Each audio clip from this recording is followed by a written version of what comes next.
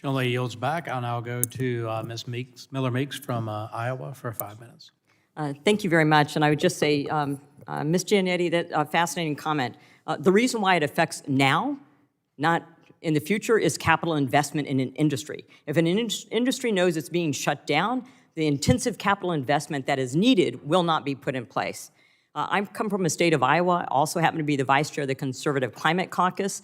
Iowa has over 50% of its energy from renewables, to include biofuels, biomass, compressed renewable natural gas, manure, you name it. We have over wind and solar, and did have nuclear until that plant was shut 4 years ago. 60% of our electricity is from wind, and we're a net exporter of energy.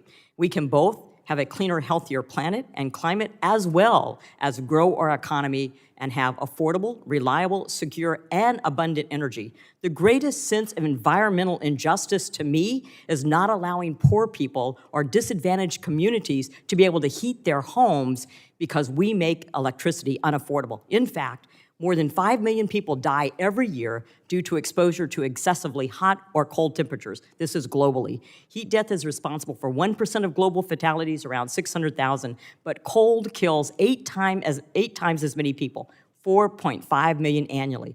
A 2019 study from the National Bureau of Economic Research estimates that driving down natural gas prices, the fracking revolution, saved more than 11,000 American deaths in the winter per year. Per year, 11,000 deaths were saved from 2005 to 2011. During that time, the U.S. was, and still is, a leader in reducing greenhouse gas emissions, all while increasing energy production and keeping prices low.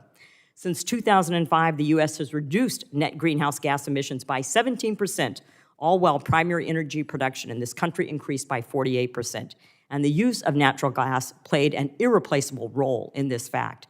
Globally, according to the Energy Information Agency, primary energy consumption is expected to increase through 2050, and in all the COPs I attended, which have been 3, every single COP has said energy demand is increasing, not decreasing. So through 2050, somewhere between 16 and 57%, and global demand for natural gas will increase by 41% in 2050. In fact, I was in Vietnam just last week, and they were talking about the Biden administration's policy on LNG is hurting them because they had an energy crisis last year.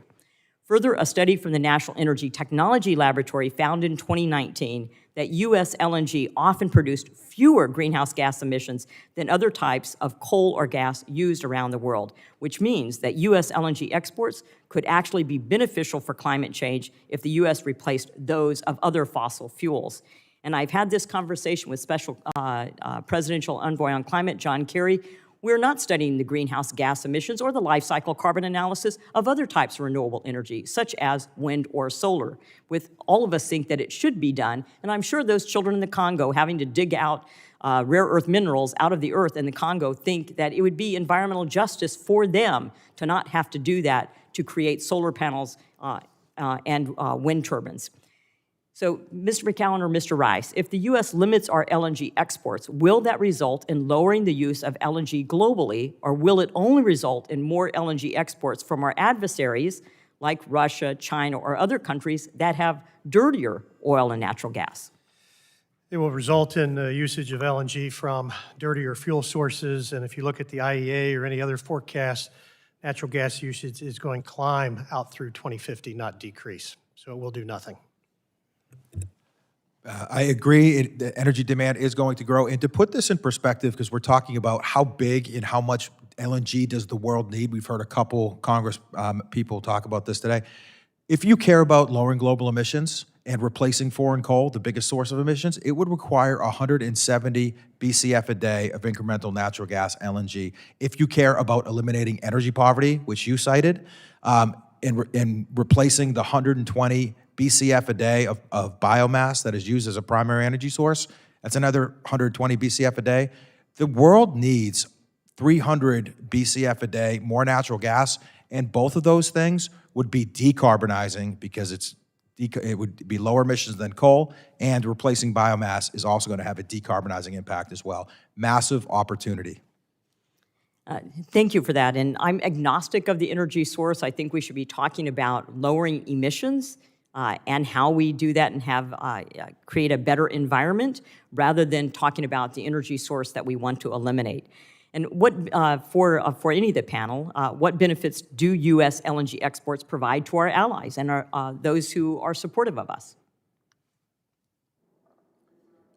Sure. I would say one thing. I think energy security is the natural answer, and you can look at what happened in Europe as a great example of how American LNG provides that energy security.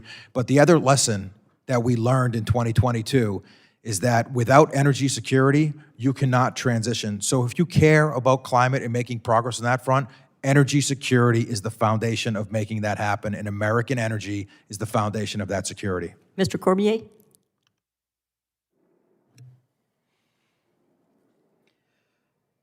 It's making a difference. Our people are stronger. Our people have a future.